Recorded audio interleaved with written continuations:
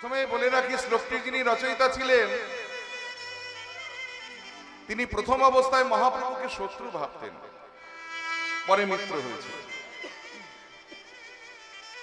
যদিও আমরা জগতে কেউ কারো শত্রু না, কেউ কারো মিত্রও না।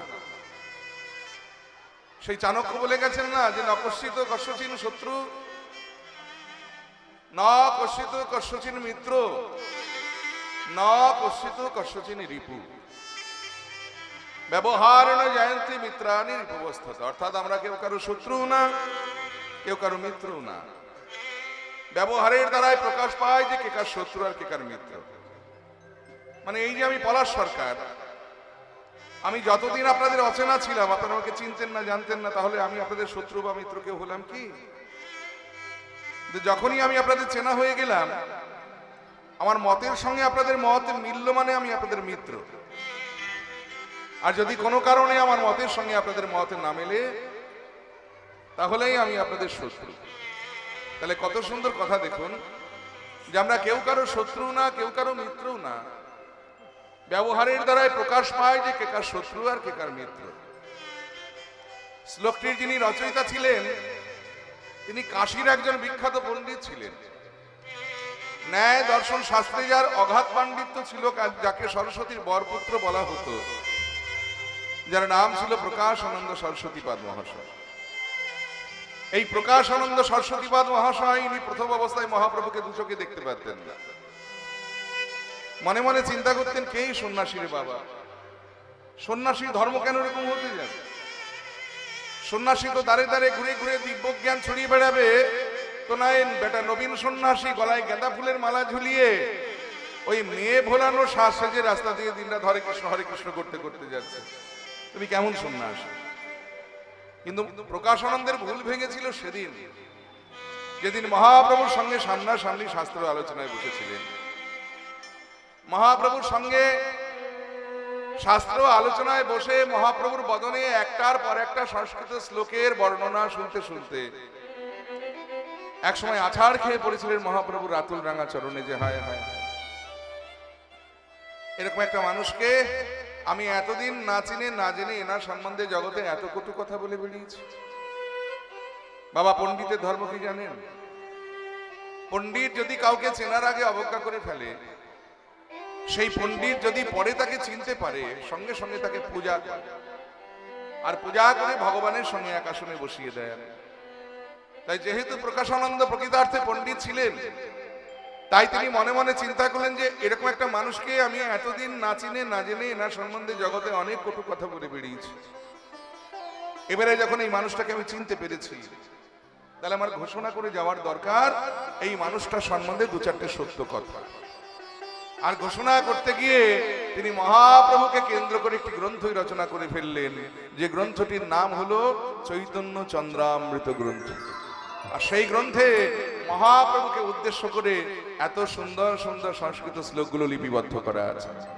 কি সুন্দর কথা প্রকাশানন্দ সরস্বতীপাদ মহাপ্রভুকে উদ্দেশ্য করে বলে গেলেন, শুনুন। তিনি বললেন, সংসার দুঃখ জলধো পতিত, সংসার দুঃখের সাগরে আমি এসে পড়েছি। বাবা, দীঘা বেড়াতে যান, পুরী বেড়াতে যান, বম্বে বেড়াতে যান, আর কন্যাকুমারী বেড়াতে যান, সব জায়গাতে গিয়ে দেখবেন সমুদ্র আছে।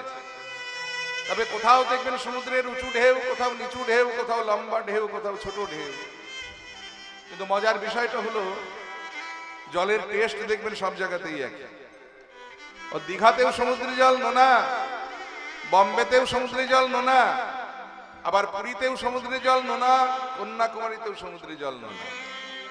তাহলে সাগরের জলের বৈশিষ্ট্য, সাগরের জল যেমন লবণ দিয়ে তৈরি, তেমনি সংসার হলো একটা সাগর, আর এই সংসার সাগরের জল হলো দুঃখ দিয়ে তৈরি। সংসারে আসবেন অথচ দুঃখ পাবেন না,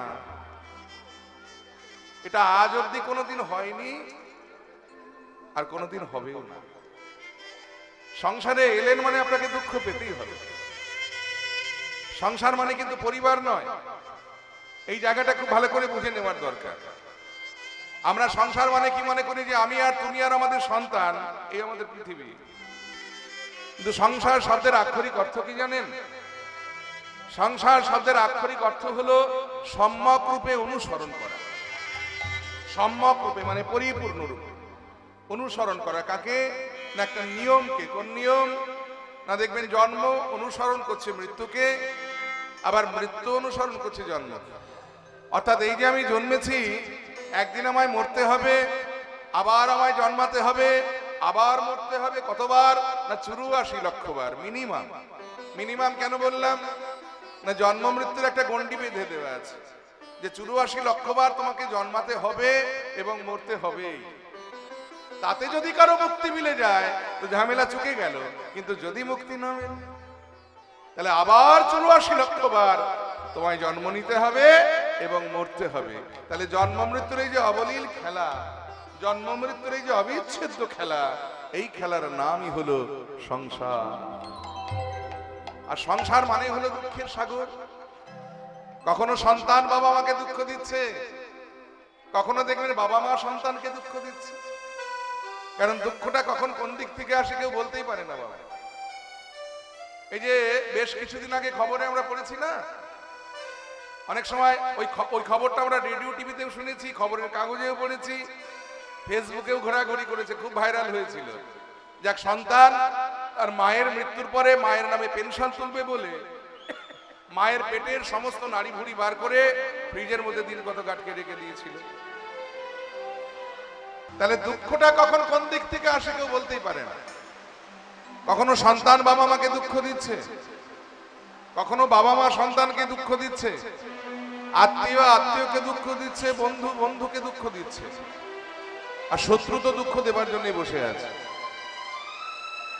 তাহলে সংসার হলো একটা সাগর, আর এই সংসার সাগরের জল হলো দুঃখ দিয়ে তৈরি। কেউ যদি সুখ পেয়ে যায় তাহলে ধরে নিতে হবে কপালে ওটা ছিল না, কিন্তু উপরি পাওনা রূপে পেলাম। কিন্তু দুঃখ পেতে হবে এটা ধরে নিয়েই আপনাকে সংসারে আসতে হবে। তাই তো প্রকাশ আনন্দ সরস্বতীপাদ বললেন যে সংসার দুঃখ জলধো পতিতোষ। সংসার দুঃখের সাগরে আমি এসে পড়েছি। তাহলে যে লোকটা জীবনে কোনোদিন সাঁতার কেটে পুকুর পার হতে পারেনি, সে যদি একবার সাগরে এসে পড়ে তার অবস্থাটা কি হয় বুঝতে পারছেন নিশ্চয়। তাহলে একদিকে সংসার রূপী অথই সাগর, তারপরে সাঁতার জানা নেই, তারপরে চারিদিকে তাকিয়ে দেখছে যে ভয়ঙ্কর ভয়ঙ্কর জলজন্তুরা চারিপাশে ঘিরে ধরেছে। তারা কারা? কাম ক্রোধাদি নক্রম করৈ কবলীকৃত। অর্থাৎ কাম ক্রোধ লোভ মোহ মদ মাৎসর্য, ভয়ঙ্কর ভয়ঙ্কর জলজন্তু চারিপাশে ঘিরে ধরেছে। এখন উপায়? একজন বলেন তাহলে বাবা একটা কাজ করো, তুমি ডুব সাঁতার কাটো। বলে বাবা ডুব সাঁতার যে কাটবো হাত পাটা তো নাড়াতে হবে, কিন্তু আমার হাতেও রয়েছে লোহার বেড়ি দিয়ে বাঁধা, আবার পায়েও রয়েছে লোহার বেড়ি দিয়ে বাঁধা। দুর্বাসনা নিগড়িত, দুর্বাসনা রূপী লোহার বেড়ি আমার হাতে পায়ে বাঁধা আছে। আমি কেমন করে সাঁতার দেব বলো? বলে তাহলে একটা কাজ করো, তুমি না হয় কিছুক্ষণের জন্য জলে অপেক্ষা করো, আমি না হয় আসি তোমাকে বাঁচাতে।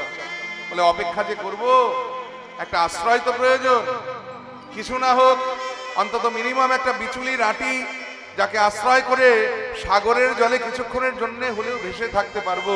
কিন্তু নিরাশ্রয়, সামনে আমার কোনো আশ্রয় নাই, এখন আমি কেমন করে বাঁচবো বলো? ভক্তমণ্ডলী, ভক্তিমতী মায়েরা, সেই লোকটার প্রাণে বেঁচে থাকার আর কোনো উপায় আছে কি? একটু ভালো করে ভেবে দেখুন। যে লোকটা সংসার রূপী অথই সাগরে এসে পড়েছে, সাঁতার জানা নেই, চারিদিকে ভয়ঙ্কর ভয়ঙ্কর জলজন্তুরা ঘিরে ধরেছে, হাতে পায়ে লোহার বেড়ি দিয়ে বাঁধা, সামনে কোনো আশ্রয় নাই। এখন সেই লোকটার প্রাণে বেঁচে থাকার আর কোনো উপায় আছে? ওই সাগরের জলে ডুবে মরা ছাড়া। কিন্তু প্রকাশানন্দ সরস্বতী বললেন যে এমতো অবস্থায়ও লোকটা প্রাণে বেঁচে যেতে পারে। কেমন করে? না অদূরে যদি কোনো নাবিক দেখতে পায় যে একটা লোক সাগরের জলে ডুবে মরছে, নাবিকটা যদি তাড়াতাড়ি করে নৌকাটা বেয়ে লোকটির কাছে আসে, লোকটার তো হাতে পায়ে লোহার বেড়ি দিয়ে বাঁধা, সেও তো নৌকায় উঠতে পারবে না। নাবিক যদি কৃপা করে তার চুলের মুঠিটা ধরে তাকে টেনে নৌকায় তুলে নেয়, তাহলে তো লোকটা প্রাণে বেঁচে যেতে পারে। তাই হে চৈতন্য মহাপ্রভু, হে চৈতন্য মহাপ্রভু, সংসার সাগরের জলে আমি এসে পড়েছি, সংসার সাগরের জলে আমি এসে পড়েছি।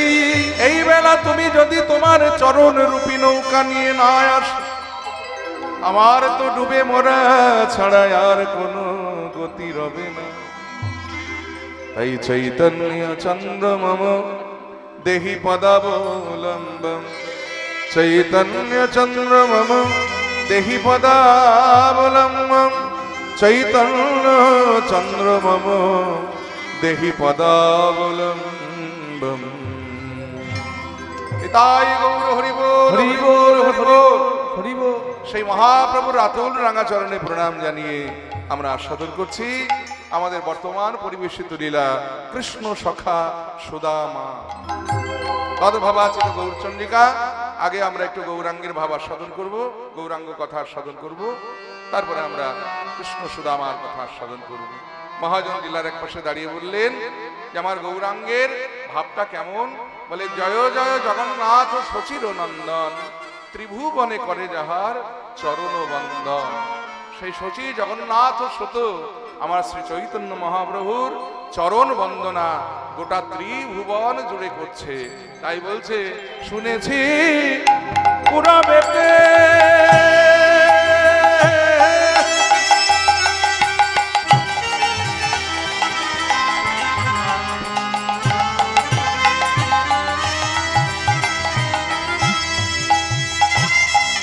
ও গো রাবণ বধিলা,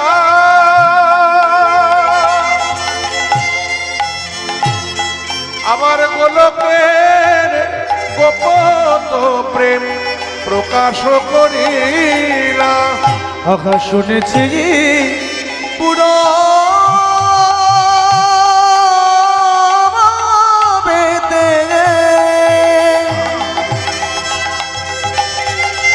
ও গো রাবণ বধিলা,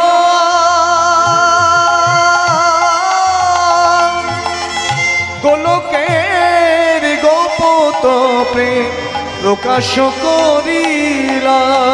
সেধে যেছে বিলাইল, ও গো সেধে যেছে বিলাইল, সেই গোলকের গোপন প্রেম সেধে যেছে বিলাইল। ওই গোলকের গোপন প্রেম সেধে যেছে বিলাইল।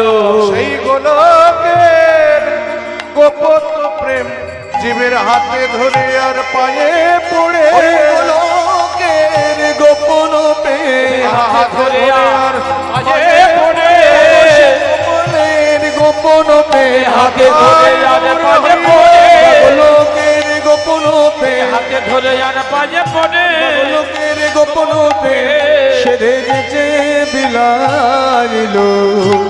যার সন্ধান কেউ জানতো না, যা ছিল গোলকে গোপনে ছিল, সেই কিশোরীর হৃদয় ভান্ডারে যে ধন লুকানো ছিল, ইন্দ্রের বাঞ্ছিত ধন, ব্রহ্মার বাঞ্ছিত ধন, গোলকের গোপনের ধন, কিশোরীর হৃদয় ভান্ডারের ধন, তিনি সেধে যেছে জীবের দ্বারে দ্বারে কৃপা করে দান করেছিলেন।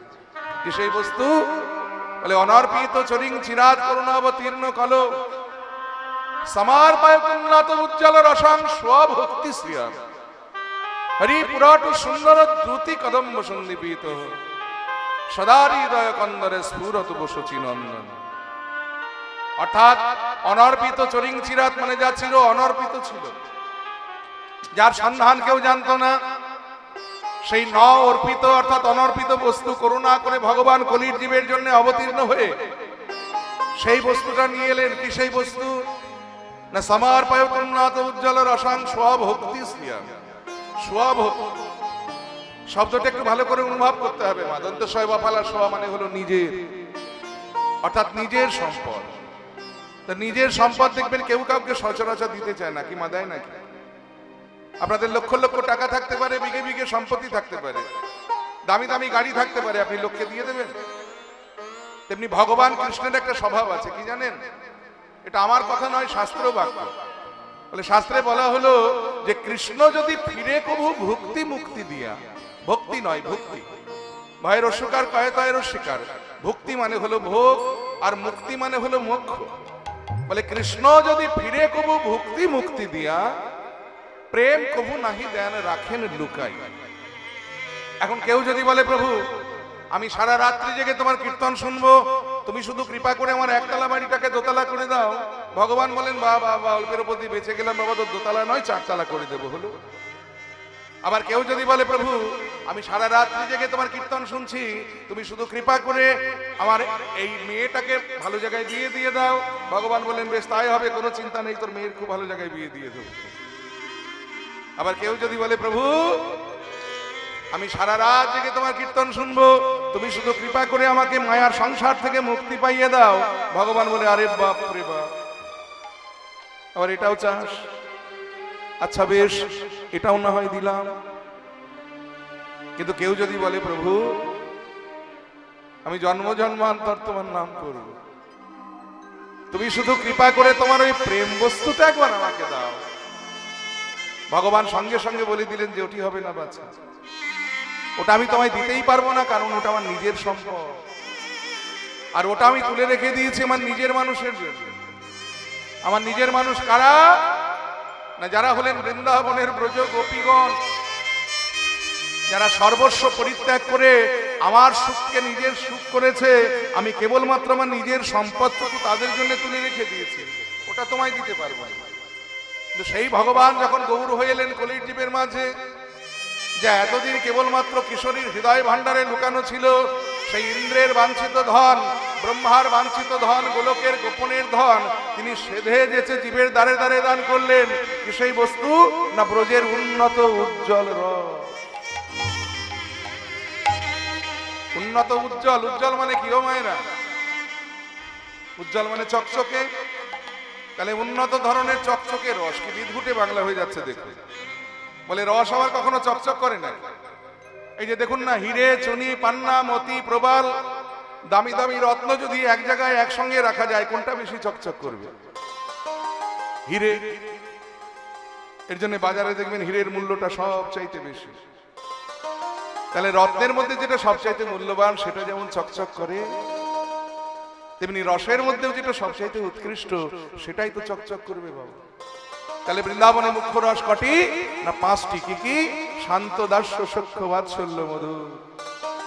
শান্ত রস মানে ওই যে সাধু সন্ন্যাসী, ত্যাগীগণ, যোগীগণ, ঋষিগণ তারা দিন রাত পাহাড়ের গুহাতে বসে বসে পরমেশ্বরকে চিন্তা করছে, আর নয়ন মধ্যে তারা কেবলই বলছে হরি ও।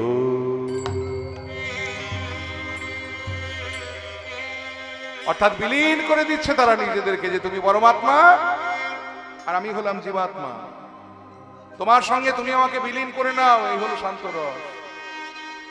আবার কেউ যদি ভাবে সে আমার প্রভু আর জন্মে জন্মে আমি তার চরণের দাস, সে হলো দাস্যরসের ভক্ত।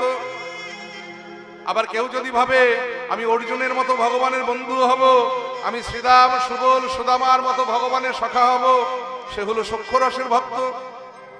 আবার কেউ যদি ভাবে আমি নন্দরাজার মতো কৃষ্ণের বাবা হব, আমি যশোদার মতো কৃষ্ণের মা হব, সে হলো বাৎসল্য রসের ভক্ত। আবার দেখুন কেউ যদি ভাবে যে সে আমার প্রিয়তম আর আমি হলাম তার প্রিয়তমা, এই হলো মধুর রস। আর এই মধুর রসটা এমনই রস যে প্রিয়তমার মাথার চুল থেকে একেবারে পায়ের নখ পর্যন্ত প্রিয়তমের সেবাতে লাগে। এই দেখুন রাধারানী কি রঙের শাড়ি পরলে কৃষ্ণ খুশি হবেন? রাধারানী কিন্তু সেই রঙের শাড়িটাই পরতেন।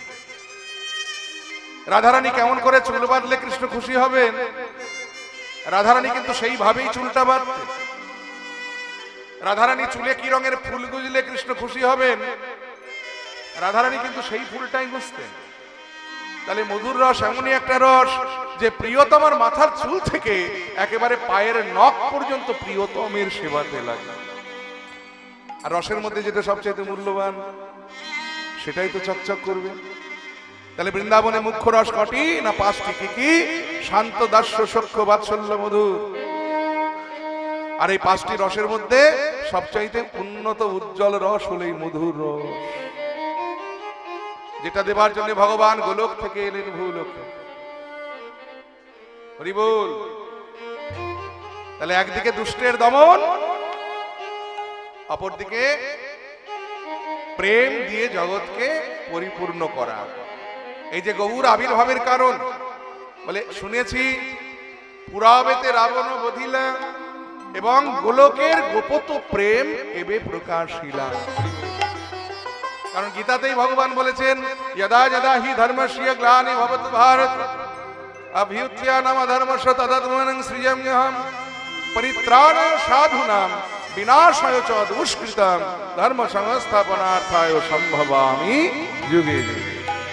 যখন যখন ধর্ম অধর্মে পরিণত হয়, ঠিক তখনই ধর্মকে অধর্মকে সমলে উৎপাটন করে পুনরায় ধর্মরাজ্য স্থাপন করতে, সাধুদের পরিত্রাণ করতে, পাপীদের উদ্ধার করতে আমি যুগে যুগে অবতীর্ণ হই। তাহলে দেখুন, তাহলে একদিকে তিনি যেমন পাপী উদ্ধার করবার জন্য, দুষ্টের দমন করবার জন্য তিনি অস্ত্র ধারণ করেছেন, তিনি যুদ্ধ করেছেন, তেমনি আবার রাধার প্রেম ধন দান করবার জন্য কলিযুগে জীবের হাতে ধরে পায়ে পড়ে কেঁদেছেন। শুধু তাই নয়, এই কলিযুগে এসে তিনি কি করলেন? রাধা প্রেমে এবে হলো আহা গোরায়াব। রাধা প্রেম এবে হলো আমার গোটা অবতার। বলি রাধা রানীর প্রেম ভাবে এবে গোড়ায় অবতার। ওই রাধা রানীর প্রেমে ভাবে গোটা অবতার। হরি নাম মহামন্ত্র করিলেন প্রচার। ওই হরি নাম মহামন্ত্র করিলেন প্রচার। বলি সেধে যেছে নাম বিলাইলে, সেধে যেছে নাম বিলাইলে। জীবের হাতে ধরে যার পায়ে পড়ে সেধে যেছে নাম বিলাইলে। জীবের হাতে ধরে যার পায়ে পড়ে আহা ধুলায় গড়া গড়ি। জীবের হাতে ধরে যার পায়ে পড়ে আহা ধুলায় গড়া গড়ি।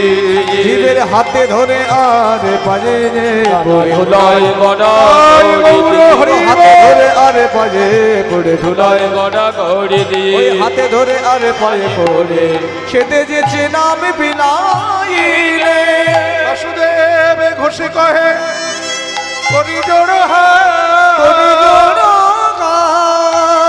যে গৌর সেই কৃষ্ণ, সেই কৃষ্ণ, সেই জগন্নাথ, সেই জগন্নাথ।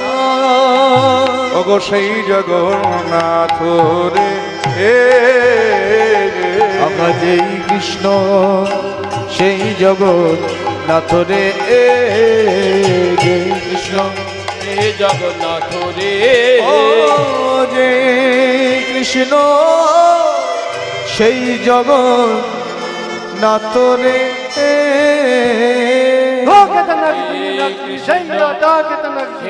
জগন্নাথ রে। আমার যেই কৃষ্ণ সেই জগন্নাথ রে। হে কৃষ্ণ হে জগন্নাথ রে। আমার যেই কৃষ্ণ সেই জগন্নাথ রে। ও যে কৃষ্ণ সেই জগন্নাথ রে।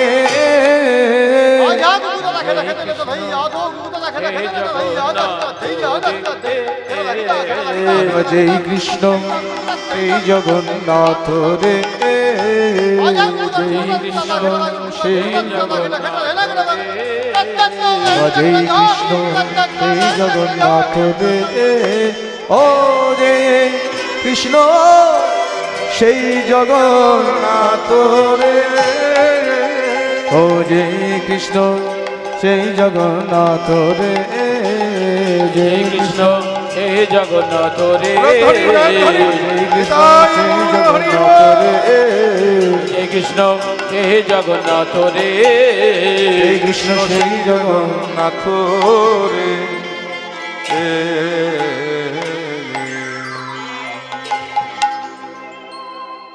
এতক্ষণ ছিলাম আমরা শ্রীধাম নবদ্বীপে আমার গৌর সুন্দরের কাছে। এবার যেখানে যাব সেটা হলো শ্রীধাম বৃন্দাবন। আমরা আমাদের গৌর হরির কাছে ছিলাম, কোনো ভয় ছিল না, কারণ আমরা ছিলাম আমাদের ভগবান গৌর হরির কাছে। আমরা যারা বাংলা ভাষায় কথা বলি, আমরা যারা বাংলার মাটিতে জন্মেছি, আমরা গর্ব করে অহংকার করে বলতে পারি যে গৌর আমাদের ভগবান, আমাদের বাঙালির ভগবান।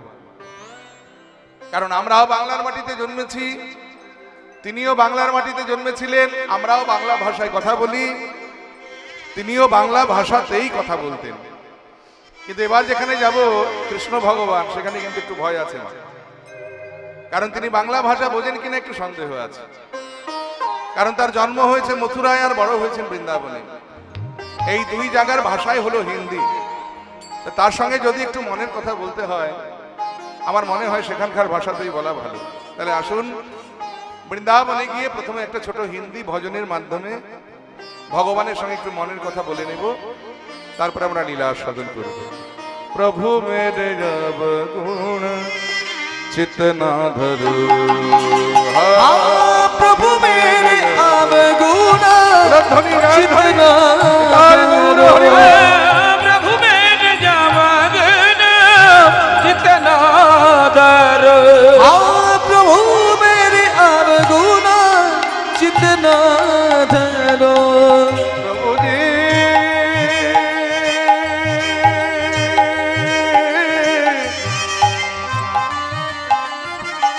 ও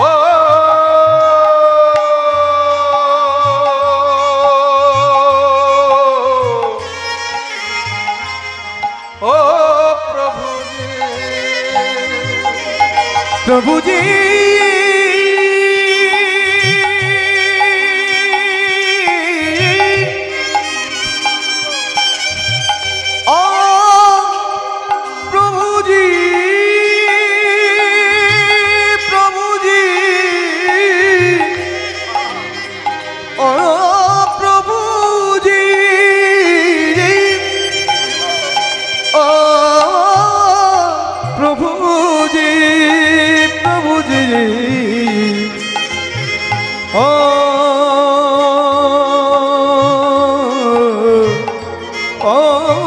प्रभु जी। प्रभु मेरे अवगुण, प्रभु मेरे अवगुण, प्रभु मेरे अवगुण, प्रभु मेरे अवगुण चितना धरु, प्रभु मेरे अवगुण चितना धरु। प्रभु मेरे अवगुण चितना धरो, प्रभु मेरे जमगन जितना दर প্রভু মেরে অবগুণ চিতে না ধরে, একটু মানেটা বোঝার চেষ্টা করি। প্রভু মেরে মানে হে প্রভু আমার, অবগুণ মানে গুণের বিপরীত শব্দ, অবগুণ মানে দোষ, চিতে না ধর মানে হৃদয়ে ধরছে। হে প্রভু, আজকে আমরা তোমার কাছে সবাই মিলে আমাদের গুণের কথা বলতে আসিনি, আমাদের হৃদয়ে দোষ ধরবার আর কোনো জায়গা নাই বলে আজকে আমরা সবাই মিলে তোমার কাছে এসেছি আমাদের হৃদয়ের দোষের কথাগুলো বলবার জন্য। তোমার কাছে কেন এলাম? আমরা তো মা কালীর কাছে যেতে পারতাম, এই তো এখান থেকে কালীঘাট খুব বেশি দূরে নয়, সেখানে মা কালী রয়েছে, সেখানে যেতে পারতাম। নইলে তারকেশ্বরে বাবা ভোলানাথ রয়েছে, সেখানে যেতে পারতাম। কিন্তু এত জায়গা থাকতে আমরা কষ্ট করে বৃন্দাবনে তোমার কাছে কেন এলাম? তার কারণ সমুদর সিংহ নাম তিহারো, समदर्शी है नाम तिहारो, समदर सिंह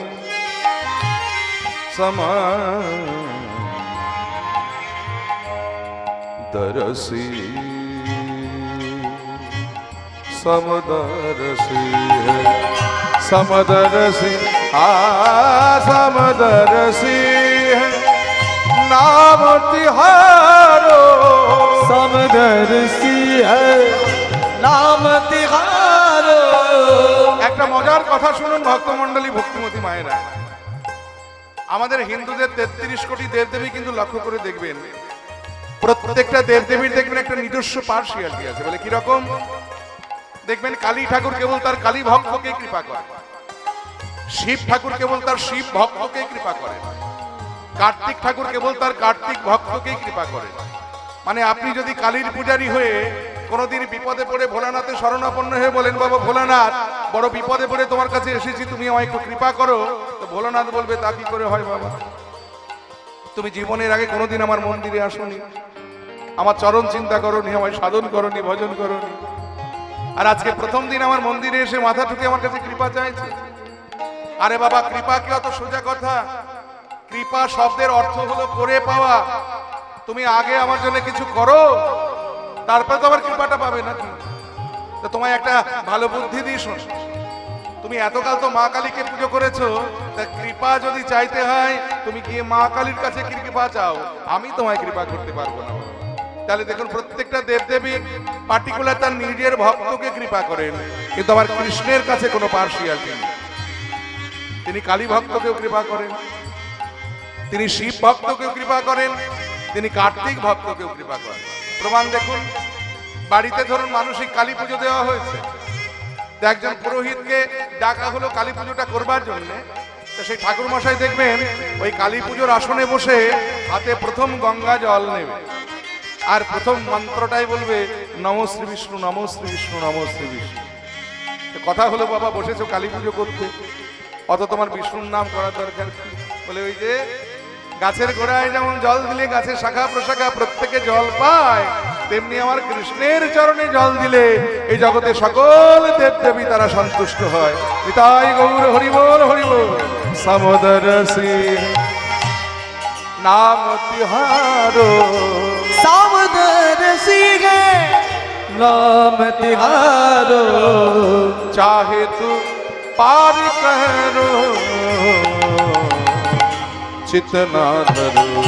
हाँ प्रभु मेरे नाम गुना चितना धरो, प्रभु मेरे जामगन जितना धरो।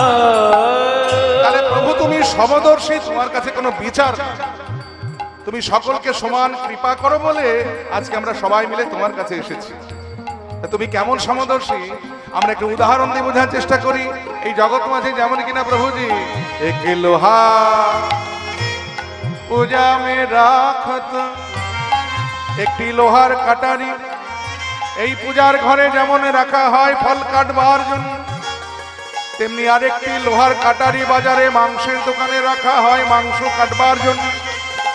দুটোই কিন্তু লোহার কাটারি মা, একটা দিয়ে মন্দিরে পুজোর ফল কাটা হয়, আর একটা দিয়ে বাজারে মাংসের দোকানে মাংস কাটা হয়।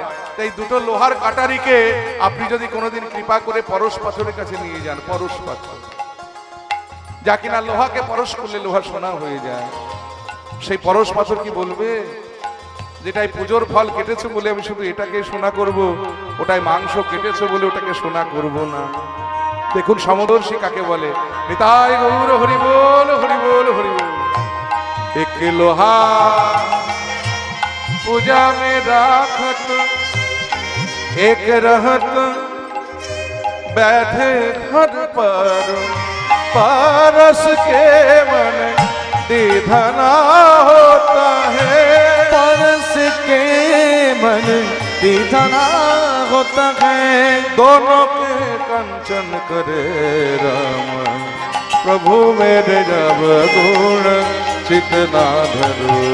हाँ प्रभु मेरे अवगुणा चितना धरो, प्रभु मेरे जामगन जितना धरो।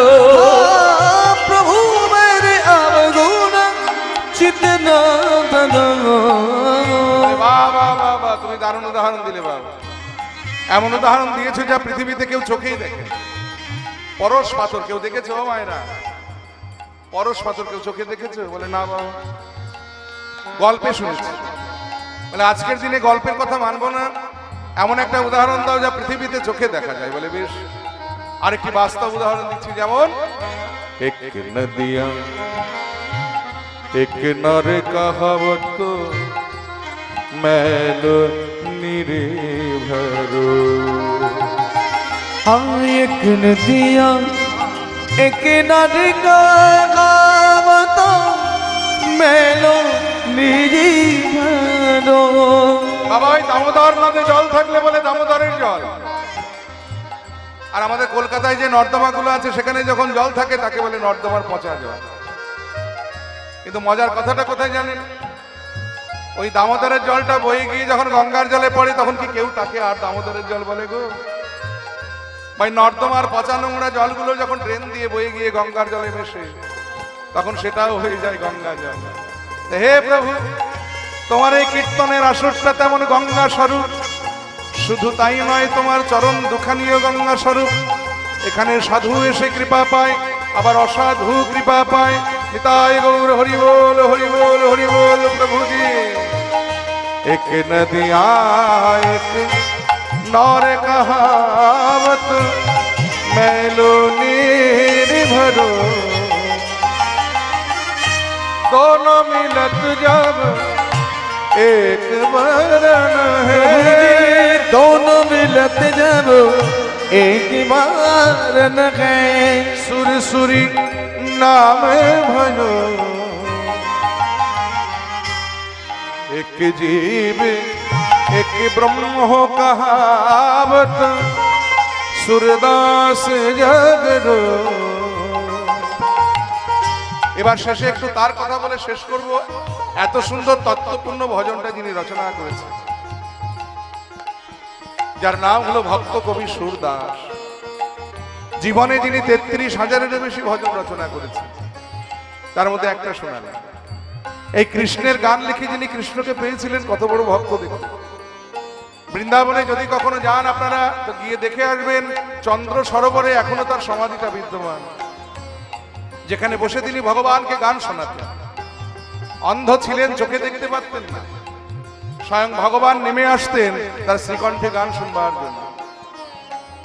এই অন্ধ সুরদাস একদিন পথে হাঁটতে হাঁটতে একটা গভীর কুয়ার মধ্যে পড়ে গিয়েছিলেন।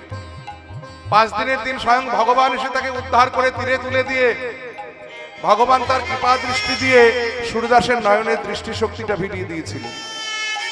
আর সুরদাস নয়নের দৃষ্টিশক্তি ফিরে পেয়ে ভগবানের মাধুর্য মণ্ডিত রূপ দর্শন করে বলেছিলেন, প্রভু জীবনে তো কোনোদিন তোমার কাছে কিছু চাইনি, কিন্তু আজকে যদি কিছু চাই তুমি কথা দাও আমায় ফিরিয়ে দেবে না।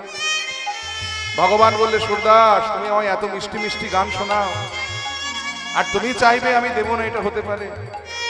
বলো তুমি কি চাও? পৃথিবীর যে কোনো সুখ, যে কোনো সম্পদ আমি এই মুহূর্তে তোমায় দিয়ে দিতে পারি।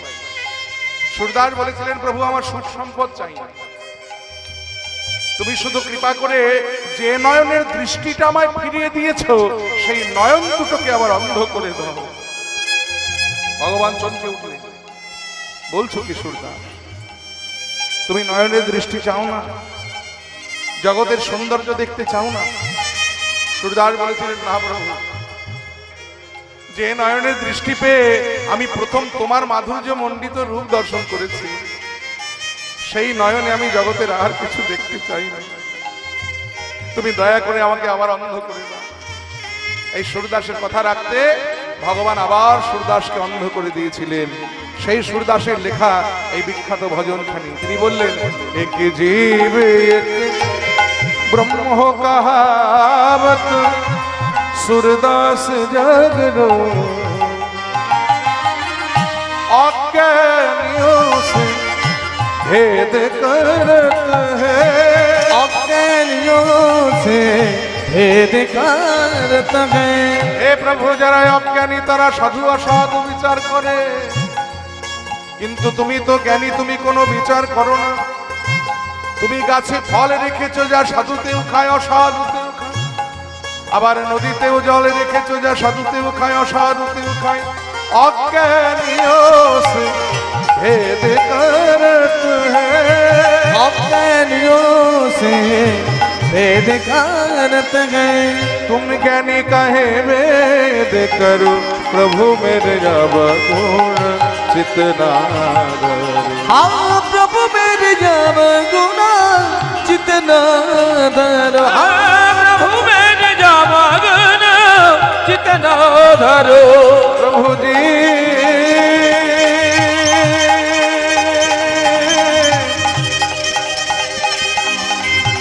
ओ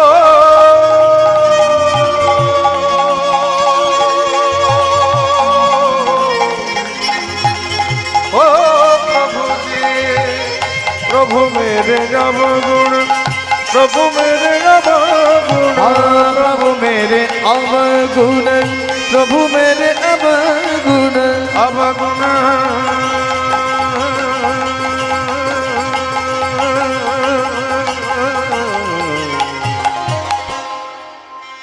प्रभु मेरे अवगुण प्रभु मेरे अवगुण प्रभु मेरे अवगुण प्रभु मेरे अवगुण प्रभु मेरे अवगुण प्रभु मेरे अवगुण प्रभु मेरे अवगुण चितनादर प्रभु मेरे अवगुण प्रभु मेरे अवगुण प्रभु मेरे अवगुण चितना